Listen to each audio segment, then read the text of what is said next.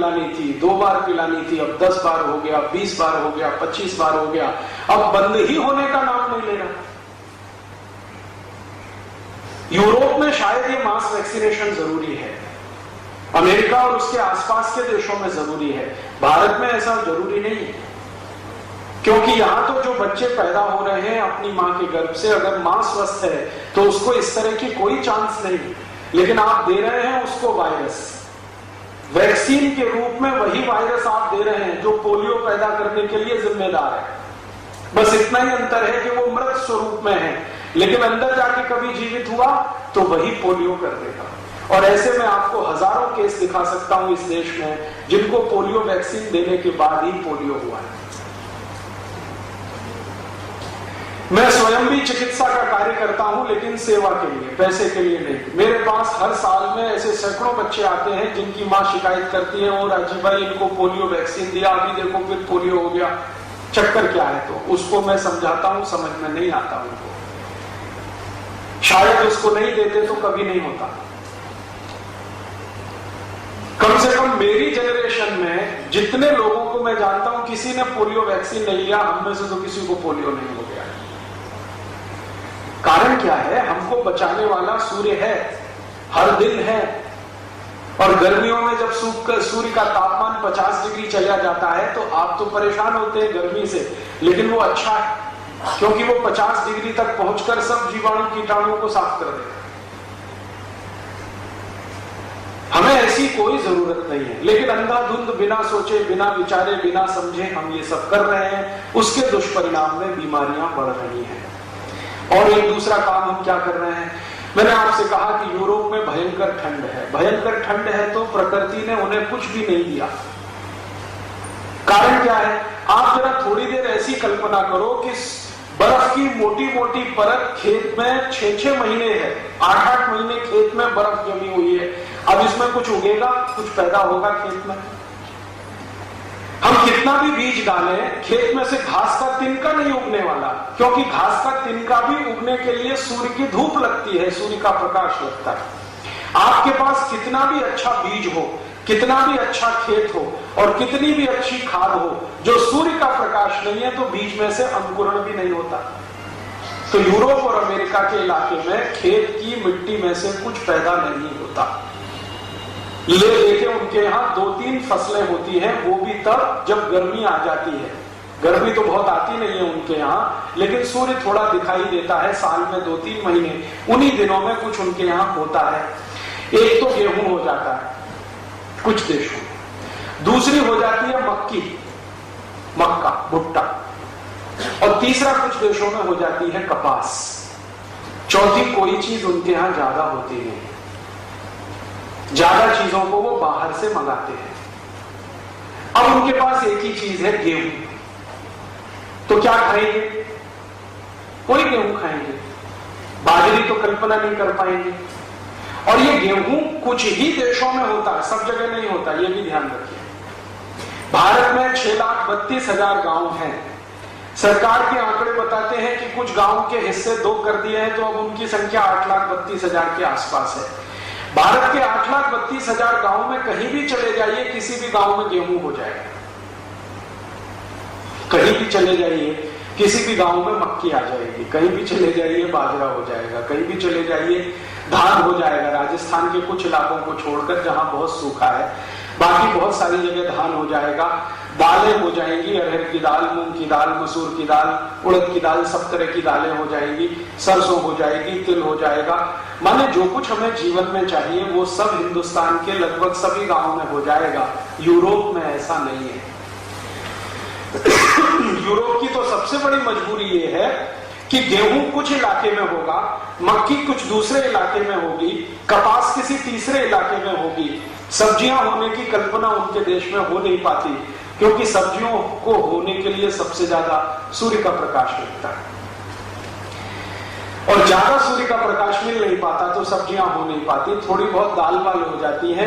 जो धान्य में पतली बाल निकलती है ना, पतली, जिसका स्टेम बहुत पतला है, तना, वो तो वहां हो जाएगा ले देके, थोड़ा भी मोटा हुआ नहीं हो सकता, क्योंकि सूर्य का प्रकाश ज्यादा चाहिए। तो उनके यहाँ सब चीज सब जगह नहीं होती, कुछ ही चीजें कुछ जगह होती हैं, तो इन चीजों को ही खाना उनकी मजबूरी है। अब उनके यहाँ गेहूं है, तो गेहूं है तो गेहूं को ही वो खाएंगे, उसके अलावा तो कोई कल्पना नहीं आएगी। और गेहूं को खाने के लिए कुछ बनाना पड़ेगा, प्रिपरेशन करना पड़ेगा, तो ठंडी के कारण ज्यादा प्रिपरेशन भी नहीं हो सकते। जैसे मैं आपको एक कल्पना बताऊं, आप तो तुरंत समझ जाएंगे।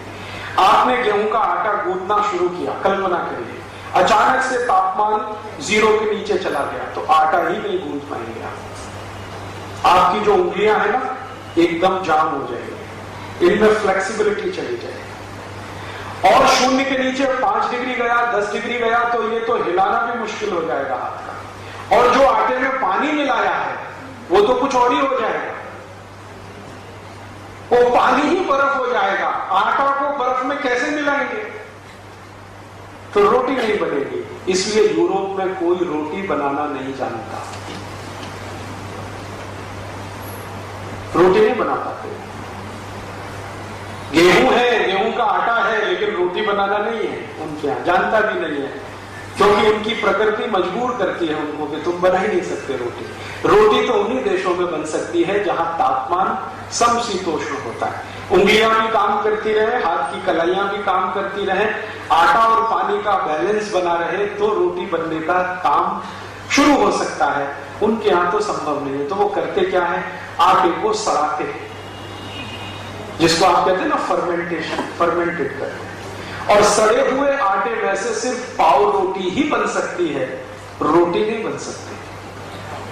सड़े हुए आटे में से डबल रोटी ही बन सकती है, रोटी नहीं बन सकती, चपाती नहीं बन सकती।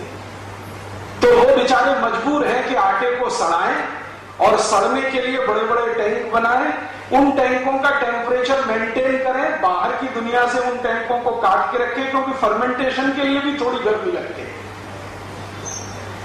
तो वहां क्या होता है, बड़ी बड़ी फैक्ट्रियां होती हैं जहां गेहूं भेजा जाता है, और उन फैक्ट्रियों के अंदर आप कभी जाके देखें तो आटे को सड़ाया जाता है, टैंकों में भर के रखा जाता है, और वो आटा 2 दिन 5 दिन 10 दिन सड़ता रहता है। आंखों से, खुली आंखों से देखें तो उसमें कीड़े बदबदाते रहते हैं, छोटे छोटे, कई बार जो उनके इलाकों में बहुत होते हैं। फिर उन्हीं कीड़ों को आटे के साथ मैश कर दिया जाता है, फिर उसी से पाव रोटी बन जाती है। अब उस पाव रोटी को ही खाना है, सवेरे दोपहर शाम, चौथी जब भी भूख लगे, क्योंकि और कुछ है नहीं खाने के। तो उन्होंने पाव रोटी के कई प्रिपरेशन बनाए हैं। पाव रोटी को बीच में से काटो, इसमें कुछ सलाद लगा दो, पाव रोटी को बीच में से काटो, इसमें कुछ मक्खन लगा दो, पाव रोटी को बीच में से काटो, इसमें गाजर मूली ककड़ी भर दो, पाव रोटी को बीच में से काटो तो इसमें कुछ सॉस भर दो, और उन्हीं को कुछ कुछ नाम है दे दिए, pizza, burger, hot dog, cold dog, chowmein है, वो सब पाव रोटी ही। अब दूसरी समस्या क्या है कि ये जो गेहूं का आटा वो सड़ा के पाव रोटी या डबल रोटी बना लेते हैं, अब ये वही खा सकते हैं और पचा भी सकते हैं, क्योंकि जिनके वातावरण और तापमान का प्रकृति के हिसाब से मेल बैठता है ना, वही उसको खा पी के पचा भी सकते हैं। आपके तो बस की बात नहीं है। हालांकि आजकल वहां के भी डॉक्टर कह रहे हैं कि ये अब आसानी से पच नहीं रहा है, क्योंकि आपके पेट में जो सिस्टम है भोजन को पचाने का, वो सूर्य के साथ जुड़ा हुआ है। आपने सुना है भारत के बड़े बड़े वैद्यों के मुंह से, चिकित्सकों के मुंह से, कि देखो भाई, खाना रात हो जाए तो नहीं खाना। आपने तो बहुत सारे जैन समाज की माताएं बहनें, आप तो जल्दी समझ जाएंगी, रात्रि भोजन का त्याग करना, नहीं खाना। क्यों? पचेगा नहीं। क्यों? क्योंकि सूर्य और नाड़ी दोनों एक दूसरे से जुड़े। सूर्य का प्रकाश है तो जठराग्नि प्रदीप्त है, जठराग्नि प्रदीप्त है तो जूस बन रहे हैं, तो भोजन के पचने की क्रिया हो रही है। लेकिन उनकी सोचो, जहां 9 महीने सूर्य ही नहीं है, अब उनकी जठराग्नि कैसी होगी, या उनके पेट में पैदा होने वाले जूसेस कैसे होंगे? तो वो बेचारे बहुत तकलीफ में रहते हैं। तो उनके यहां क्या करना पड़ता है कि जूसेस पैदा होने में सूर्य के प्रकाश की जो मदद चाहिए वो तो मिलती नहीं है, क्योंकि हीट चाहिए, हीट तो मिलती नहीं है। तो खाने के पहले थोड़ी शराब पिएंगे, खाने के बाद थोड़ी शराब पिएंगे, ताकि थोड़ी हीट तो आए, थोड़े जूसेस तो बने। क्योंकि पेट में भोजन को पचाने के लिए हाइड्रोक्लोरिक एसिड का फॉर्मेशन होता है, वो बिना गर्मी के बन ही नहीं सकता। हमारे यहाँ तो शरीर गर्म है क्योंकि वातावरण गर्म है, उनके यहाँ तो बर्फ पड़ रही है तो शरीर भी